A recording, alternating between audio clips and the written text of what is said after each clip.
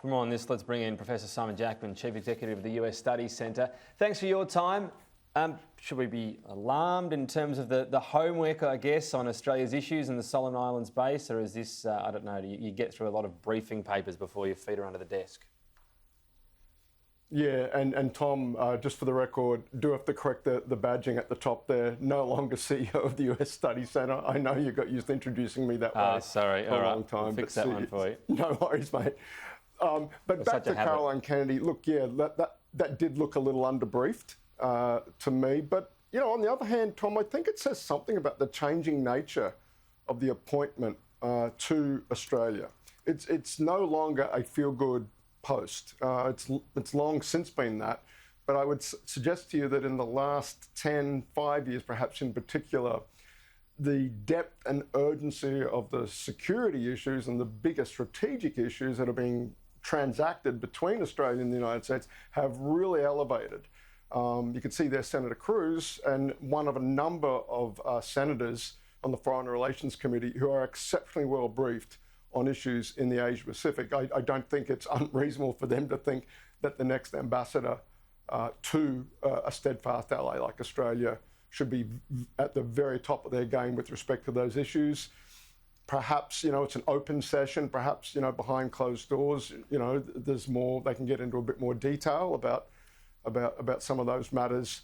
But as a public performance, Tom, I think I do share the assessment. It just struck me as perhaps a little undercooked, which was a little surprising, frankly, as well, given how long this appointment has been in the works. We've been talking about Caroline Kennedy. Caroline Kennedy is the preferred nominee of the administration, Senate confirmation pending.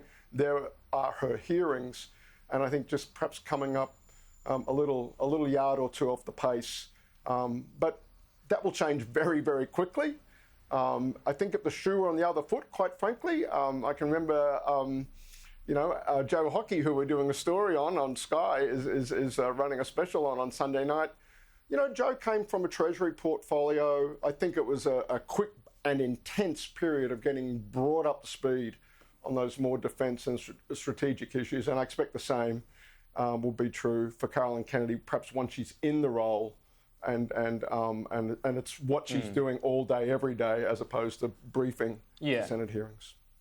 All right, and fair enough, and that'll be more important. But I mean, we hear a lot about the talk of how much the US values Australia in the region, but we've had year-long absences twice in terms of actually having an ambassador here. You know, this surely should just be bread and butter. They're just reopening an embassy in the Solomon Islands. You know, all the talk of what Australia could have done more, maybe, but what about the US? I mean, is there a gap between the words and the action?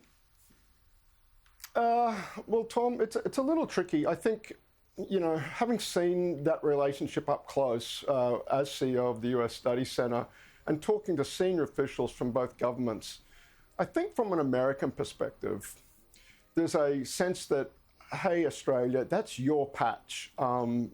You guys can handle that, right? And Australia says, yes, that's our patch, and us and the Kiwis, we'd like to see more of you, of course, America, and America says, great. But I think between both countries, there's a shared understanding that is Australia's backyard first and foremost. It is really Australia and perhaps New Zealand and those allies in the region. It's our responsibility. There are things, though, that the United States can uniquely do. And I think, you know, you talk to senior people in the Australian government, it's been a year-long struggle for attention to try and get the US to follow through on pivots to Asia, Indo-Pacific strategies. What does that actually look like? Now, there is good news there, Tom. The US is upping its diplomatic presence across the Pacific Island nation states.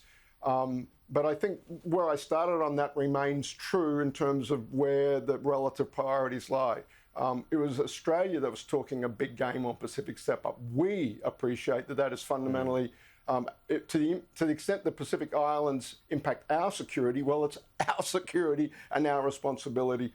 And I think that's where, and that probably reflects where the ambassador designate had been briefed. This is fundamentally an Australian matter. It's perhaps not the first, second or third thing we're likely to brief you on in terms of the broader carriage you've got of a very multi-dimensional, multifaceted relationship. Yeah, okay, fair. I find it's the sort of area the size of which perhaps we can, as you say, take a bit more responsibility. Interesting developments on the domestic scene in the US. You've got the Supreme Court nomination, very much seen as Joe Biden delivering on his pledge during the election to the African American community over there. Yeah, look, so the history of this is worth remembering. Joe Biden was dead in the water politically in the Democratic primary process until he got to South Carolina primary, where Jim Clyburn, veteran African-American lawmaker, basically came out and told the African-American community, Biden is our candidate, we've got to back him in. And from then, with a great result in South Carolina, then Biden as frontrunner finally emerged. The African-American vote, both in the primary and in the general election, was so key to Biden's ultimate success, both winning the nomination and in turn the presidency. Delivering on a black woman justice on the Supreme Court was absolutely non-negotiable. And in the end, they were able to get it done with 3 Republican votes coming over, perhaps the 3 most moderate Republicans in the US Senate: Mitt Romney from Utah, Lisa Murkowski from Alaska, and Susan Collins from Maine, 53-47. And largely, but not quite a rerun of the vote she had only a couple of months ago to go onto a district court in the United States, but a big win for a Democratic base that doesn't feel they've had much to celebrate out of what Biden's been able to deliver of late. So it's important for shoring up, perhaps not a story that's going to make headlines here in Australia, but in terms of where Biden is tracking as we head into this midterm election year, a big notch in the belt for Biden and his relationship to the base of the party. He's got to celebrate every victory, I think, at the moment. That's fair to say. Simon, always appreciate your thoughts. We'll have you back and with your correct title next week. Good on you, Tom. Thanks so much.